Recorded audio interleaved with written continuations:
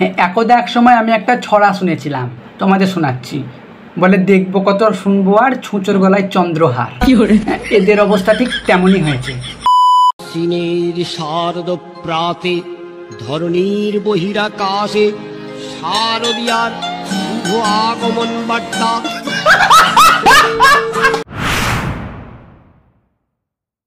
নমস্কার। তো পুজো আসতে আর হাতে গোনা কয়েকটি মাত্র দিন, আর পুজো আসতে বেশি দেরি নেই। তবে আমরা পুজো আসতে আসতে আমরা মা দুর্গাকে দেখতে পাই না পাই, এই সোশ্যাল মিডিয়ায় বিভিন্ন ধরনের মা দুর্গাকে আমরা দেখতেই পেয়ে থাকি।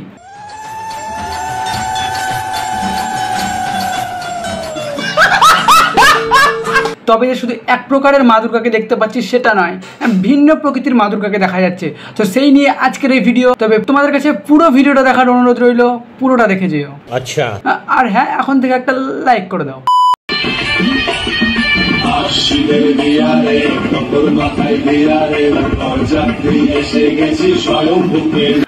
না মানে এটা দেখার পর আমি একটা কথাই বলবো, সোশ্যাল মিডিয়ায় যেসব অপদার্থ প্রাণীগুলো এই ধরনের কীর্তিকলাপ করে তাদেরকে কিছু বলার নেই, তারা হয়তো সঠিকটা জানে না। কিন্তু এই যে টিভি সিরিয়ালে এই ধরনের ছেলে খেলামো, যেখানে সকালবেলা উঠে মানুষ মহালয়া দেখবে, সেখানে এই ধরনের কীর্তিকলাপ, এগুলো কি শোভা পায়?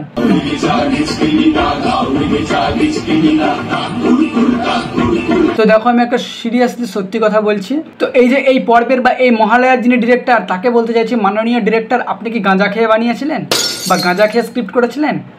ডিরেকশনটা কি গাঁজা খেয়ে দিয়েছিলেন? না, আমার এটা বলার একটাই কারণ, এখানে শিবের বিয়া হচ্ছে, সাউথের কোনো হিরো মদ খেয়ে নায়িকাকে তুলতে গেছে।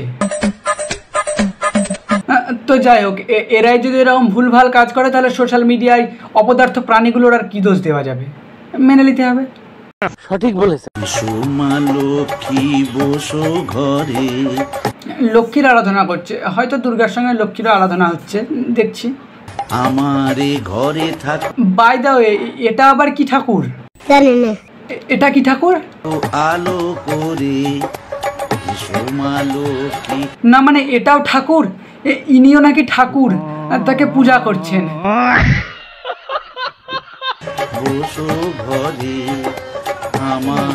যে মানুষটা বেঁচে আছে তাকে কেউ ধূপ দেয় না মানে এটার বিষয়ে আমি কি বলবো, আমার কোনো ভাষা নেই। আচ্ছা, তো প্রতিবারের নেই, এবারও আমি তোমাদের উপর দায়িত্ব দিলাম। এই বিষয়টাকে ভিত্তি করে তোমরা কিছু কমেন্টে বলে যাও, যেটা আমি দেখবো, তবে বুঝতে পারবো। তো আচ্ছা, আমরা তো ছোটতে পড়েছি বাক্যের প্রকারভেদ, বাক্য কয় প্রকার ও কী কী ইত্যাদি। তবে আজ আমি তোমাদের দেখাবো মা দুর্গার প্রকারভেদ। তবে লাস্ট অব্দি দেখবে, মা দুর্গার প্রকারভেদ দেখতে পাবে। তো এ দেখো,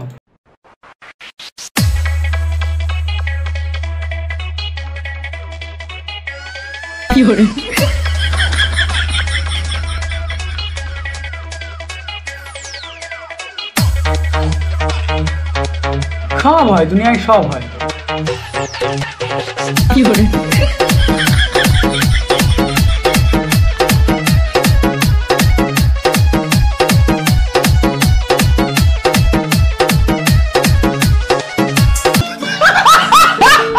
তো এটা দেখার পর তো আর কদিন পর মনে হয় প্রশ্ন আসবে যে মা দুর্গা কয় প্রকার ও কি কি, তার সংজ্ঞা দাও। তো কোনোদিন যদি আসে, তো আমার এই ভিডিওটা মনে করে ভিডিওটা দেখে কত প্রকার ও কি সেটা জেনে গিয়ে লিখে এসো। কারণ দুনিয়াতে সবই হয়, এটা হবে না তার কোনো বিচিত্র নাই। না মানে মহালয়ার সঙ্গে আমাদের একটা ভালোবাসা জড়িয়ে আছে। ভোরবেলায় উঠে আমাদের মহালয়া দেখতে হবে, এটা জাস্ট একটা টান টান লেভেলের মুহূর্ত। কারণ আগের দিন রাত্রেবেলা শুয়ে ভোরবেলায় উঠতে হবে, এটা আমাদের ব্রেনে ঘোরে এবং ঠিক সকালবেলা আমাদের ঘুমটাও ভেঙে যায়। কিন্তু সকালবেলা উঠে যদি দেখি এই ধরনের মহালয়া হচ্ছে, তাহলে কি আর মনটা ভালো থাকবে?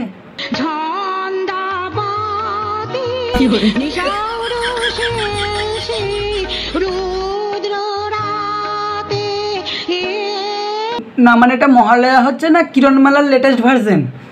হঠাৎ করে কালনাগিনী চলে আসছে, সস্তার দুটো ভিএফএক্স। ঋতুপর্ণা দিদি, তোমাকে আলো বইটাতে দেখার পর আমার মনে একটু হলেও কষ্ট হয়েছিল, কিন্তু এটা দেখার পর যে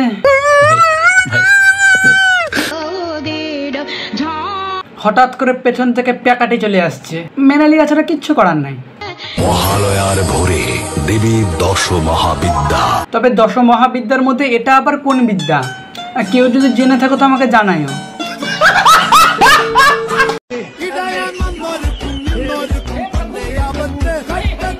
বাবা এইসব ভিডিওর আবার ডিরেক্টর আছে, বলি গেঁজাখোর দাদা ডিরেক্টর, তুমি নাকি আবার মা দুর্গার ত্রিশূল ঠিক করে দিচ্ছ, এটাও দেখতে হবে। এ নাকি মা দুর্গা, বলি এই যে লজ্জা লাগে না?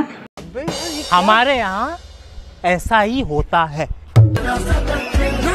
এটা মহিষাসুর না ল্যাংড়া আসুর?